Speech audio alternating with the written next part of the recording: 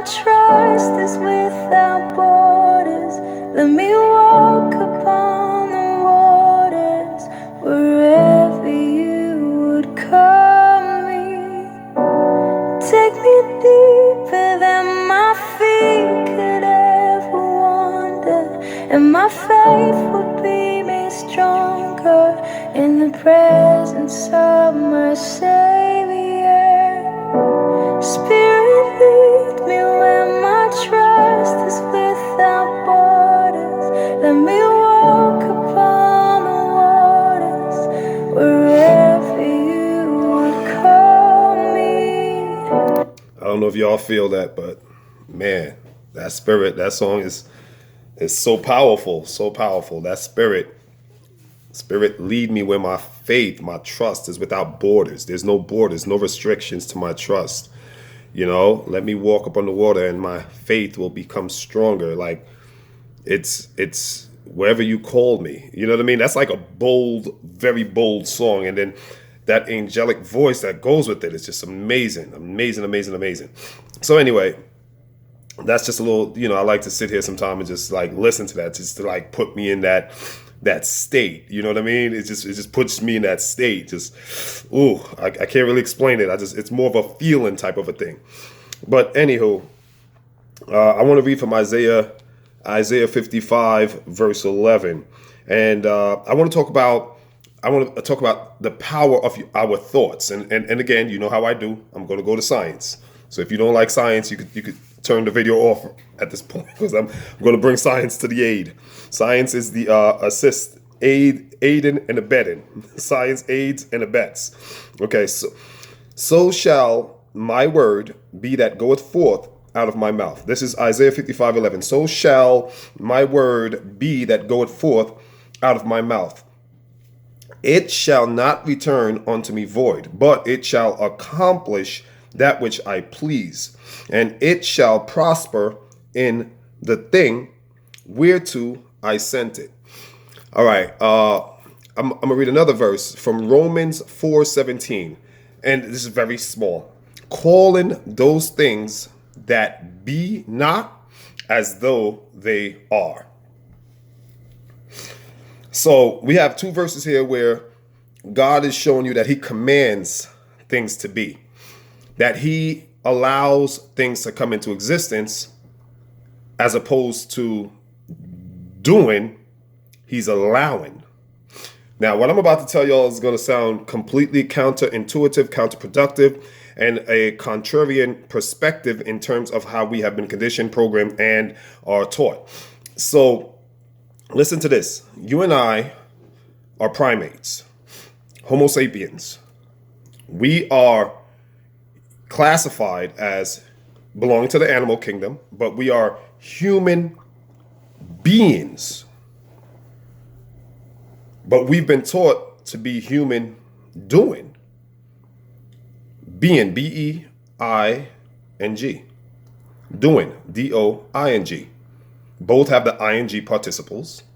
Do, ing participle. And be, the verb to be, to exist, ing the participle. Both are verbs, right? But the difference is, one is a human being, the other is a human doing. Now, we're not human doings. We're not classified as human doings. We are classified as human beings. Why are we human beings? You ever thought to ask yourself that? Why are you called a human being? But we're taught to be doing. You gotta work hard. You gotta go to school. You gotta get a job. You gotta do this. You gotta do that. We're doers. And there's nothing wrong with that. Nothing wrong with that.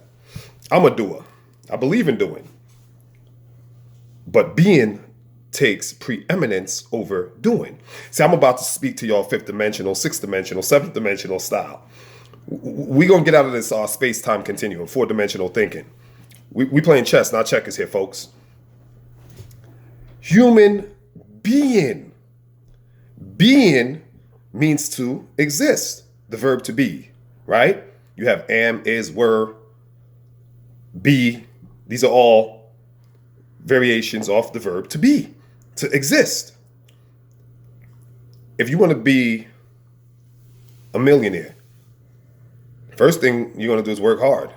You're going to get out there, you're going to put the hours in, you're going to struggle, you're going to work hard, and that's fine, that's good. But how about you start being the millionaire? Before you start doing to become, you must first start to be. You see what I'm saying? You have to exist as, I'm in Wall Street and they got a saying, we call it fake it till you make it. There's some truth in that.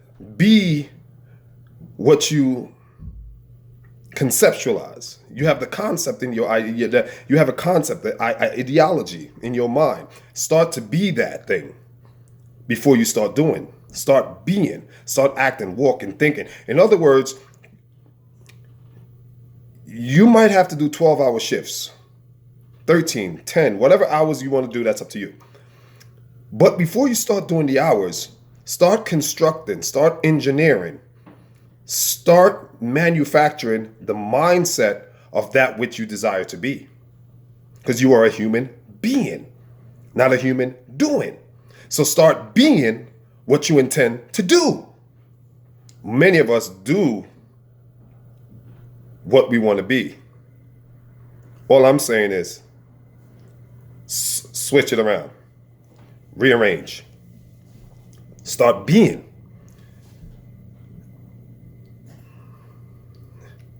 Here we have two scriptures, Romans 4:17 and Isaiah 11:55, where God says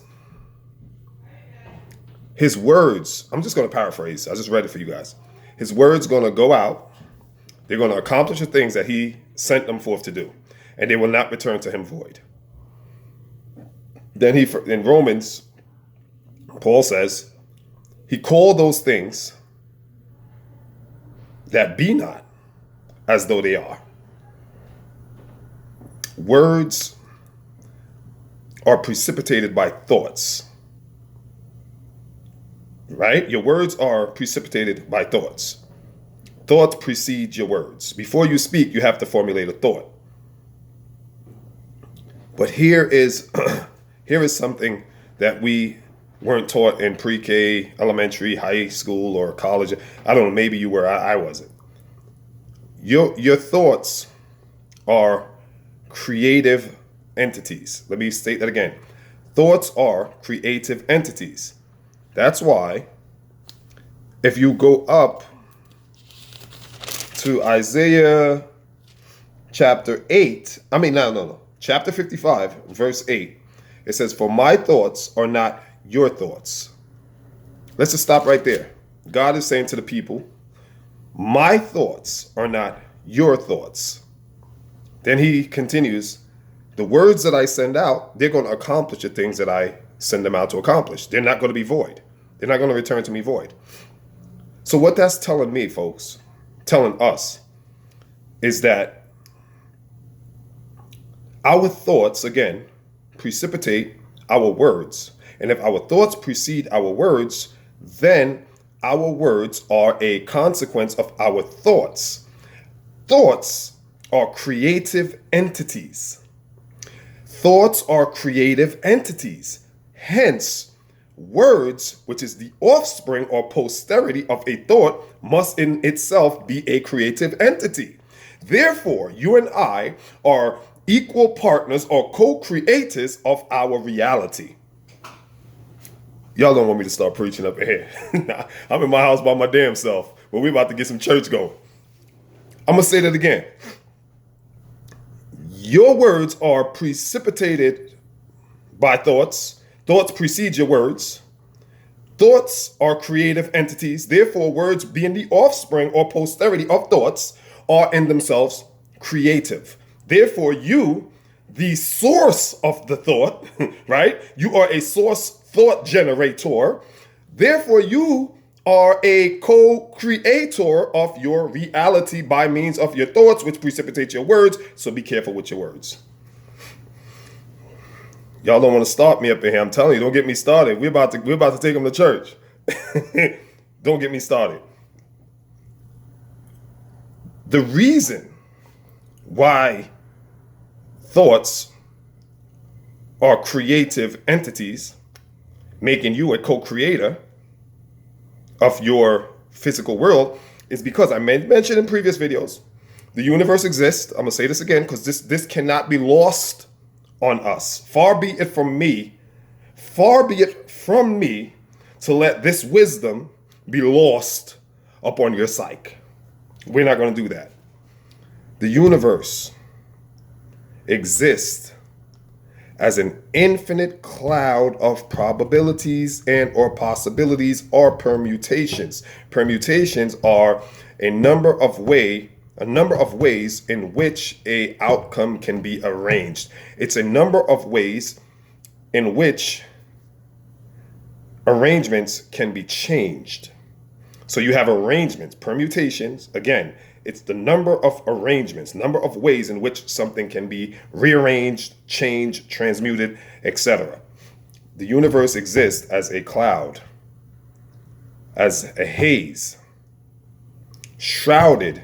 The universe exists shrouded in possibilities, probabilities, permutations. Number of ways in which an arranged set can be changed, altered, or modified. So, why are thoughts creators? Because we know that this very good book that I'm studying here teaches us that God made the universe out of nothing. Everything was spoken into existence. He called things that are not as though they were. Right? Therefore, all that is made and manufactured was by the word. And this is basic theology, very basic. In the beginning was the word, and the word was with God, and God was this is very, even if you've never been to a Bible study, you never just been to church, I'm sure you've heard that somewhere. So the word is a creative force, entity. Thoughts are creative entities.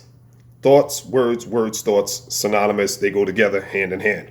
So you and I have this power that is wired into our fabric, our both our physical and our non-material, ethereal. Call it ethereal. I love that word. It just sounds so sexy. Ethereal. No, I'm spitting all over the damn thing. Sorry, guys. But ethereal, right? Celestial, right? It is interwoven, interconnected into our ethereal, celestial physiology from on high. So we have this wired into us. And this is why the proverb says that, the power of life and death lies in the power of the tongue. I'm paraphrasing. I haven't read it in a while, but I'm sure you guys heard it.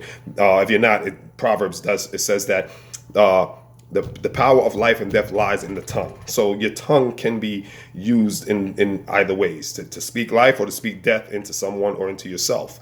So you have to be very mindful of your words. So the reason why thoughts co-create is, again, as I mentioned, infinite possibilities, probabilities. The universe exists as infinite probabilities, but it exists in the infinite realm, the realm of limitlessness. There is no limit. We exist in the finite realm. We exist in a limited realm. And when we meditate, when we enter into that state of complete consciousness, complete awareness of what we are, who we are, and we begin to speak, we begin to do, no, we're not doing. We begin to be the desires that we wish. We begin to envision what we hope, wish, aspire to be, we envision that in our mind's eye. Egyptology, they would call this the pineal gland. Pineal gland is considered a third eye. We're not going to go too far into that. But once we begin to envision, or the suprachiasmatic nucleus, which is considered another, it's the DMT is a secretion that supposedly allow us to go into another dimension and experience things. But this is a little bit more, some will call it pseudoscience. I'm not going to go there. Let's stay here. Sometimes I just digress a little bit. I don't want to give, you know what I mean? But this is what's important. When we understand that there is the infinite realm of probabilities, and we are in the finite realm, when we tap into our self-awareness, which is our consciousness, when we tap into that, we begin to extract from the infinite realm of formlessness and manufacture and bring into the finite realm of form. So we extract from the immaterial to the material. And the way we do this is through our conscious connection to that infinite realm. Folks, I spoke about quantum entanglement. I won't go too far into it, but I'll just say this. Electrons that are separated miles apart continue to interact. What that taught scientists and physicists is that there is a constant communication, a constant interconnection in all energy, matter.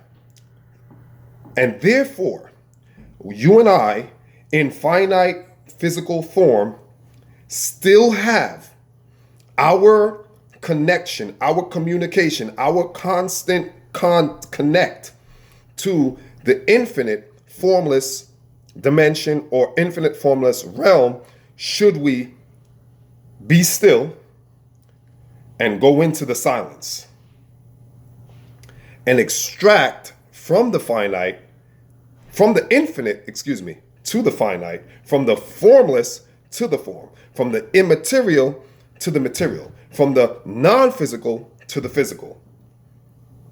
And that is our power. That is our true self, our true nature. We are not what we were taught as kids in colleges and high schools and junior high schools. When I did a video of Be Still, when God tells you to be still, he is not talking about be still physically, although that can be alluded to. It is more of a stillness in consciousness. Cease, surrender your worry. Cease from your stress. Cease from your doubt. Cease from your, I gotta figure this out.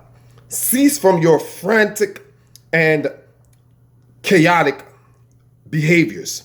Cease, be still, surrender, yield over to me, and let go of your concerns. This is the science. This is the secret. And when we get this, then we can activate those dormant powers that are latent, stored, waiting to be tapped into, stored into the psychological depository or repository, waiting to be tapped into, taken off the shelves, dust off, blown off, and utilized. So let's utilize our tools, y'all. Words, speak things into existence, and let your words manifest. Let them create, because we are co-creators with the universe. We are co-creators, okay? We work with the universe. The universe works with us. The universe is waiting for us to show up to work. And that is how we are to approach life. Till next time, y'all know what we're doing, cooking books, listening to this amazing song. Peace. Lead me where my trust is without borders. Let me walk upon the waters wherever you would call me. Take me deeper than my feet could ever wander, and my faith would be made stronger in the presence of my Savior.